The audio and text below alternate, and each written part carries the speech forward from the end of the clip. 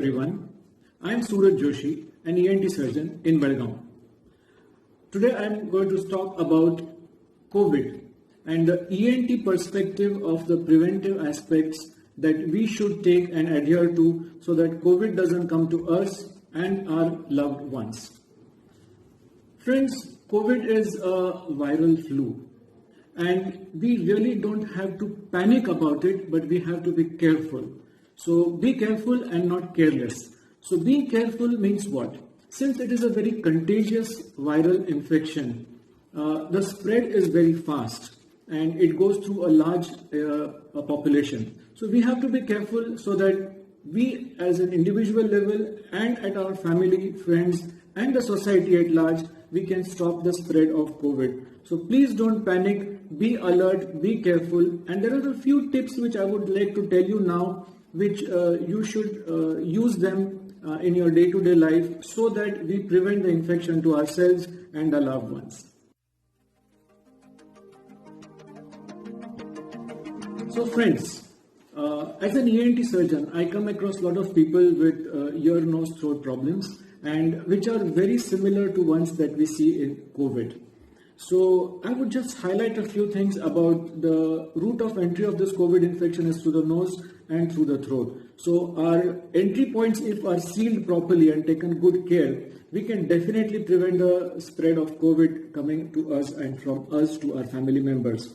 So speaking about the nose, a few things which I would like to highlight here are A, pranayam. Now pranayam helps in the flow of air in and out of our nose to the lungs.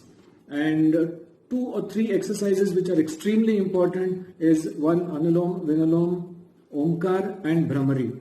These exercises keep the flow of mucus moving in the nose, sinuses and the respiratory system. So any particle, be it dust, be it viral particle or any other infection, it keeps moving and doesn't stay stagnated. So breathing exercise like pranayam is extremely helpful and I strongly recommend that all of us should do this on a regular basis. 2 is any kind of exercise like even walking, getting out in the open kind of increases our respiratory rate and we can take in more oxygen.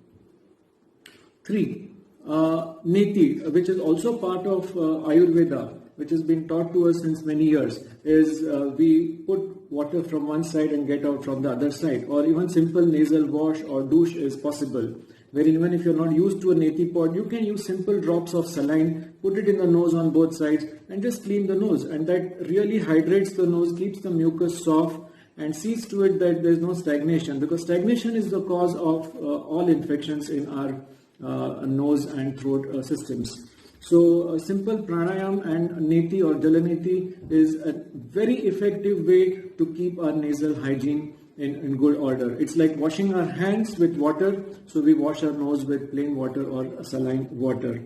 Third and most important point which I would like to stress is avoid mosquito repellents, avoid strong odors, perfumes or deodorants, because many times they can also lead to nasal congestion and allergies which can mimic symptoms of flu or COVID. And then there is a confusion and then either we are over medicating or we are not doing the throat part.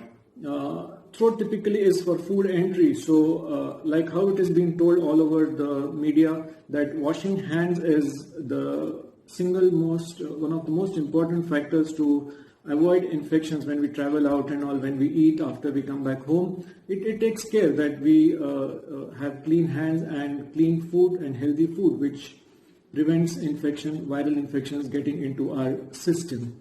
So these are the 2 points of entry, the nose and throat. If we can make a good barrier at our level, we would definitely see to it that COVID infections would not come to us. Now friends, one more important or rather most important point which we should remember is the use of a mask. The use of a mask, I personally would compare it like the seat belt of our car, which single-handedly is the most effective barrier between us and the environment. So wearing a proper mask, or rather wearing a mask in the proper way, I would say, is very, very important. Now the mask has to sit across above the nose and covered. So your nose and your mouth both are well covered with the mask. I come across a lot of people in the society whose mask comes down like this.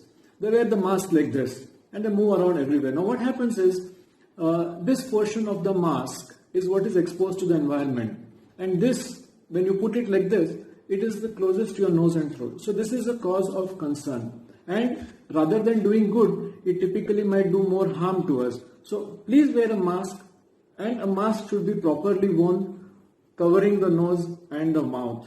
So I would not stress more the importance of using the mask and the right way of wearing the mask.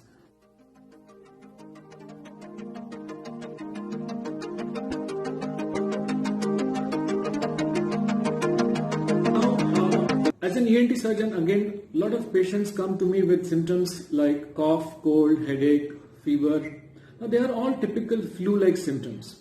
And most of them ask me, doctor, is this COVID?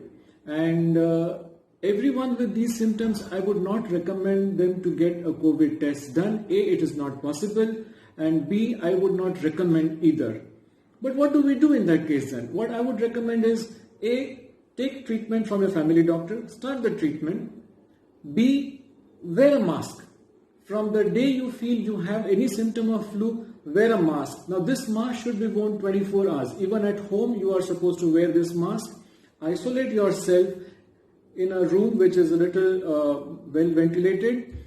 Drink a lot of water. Take the necessary medication which is given by your family doctor.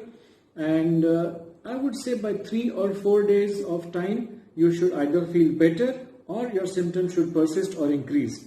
If you feel better, that solves the problem, and if your symptoms persist, then definitely consult your doctor and get yourself tested for COVID at the COVID center, which is there in most of these district hospitals. If at any time you feel suspicious that you are having a flu or flu-like symptoms and you have taken treatment from the family doctor, there are a few tips which I would like to share with you.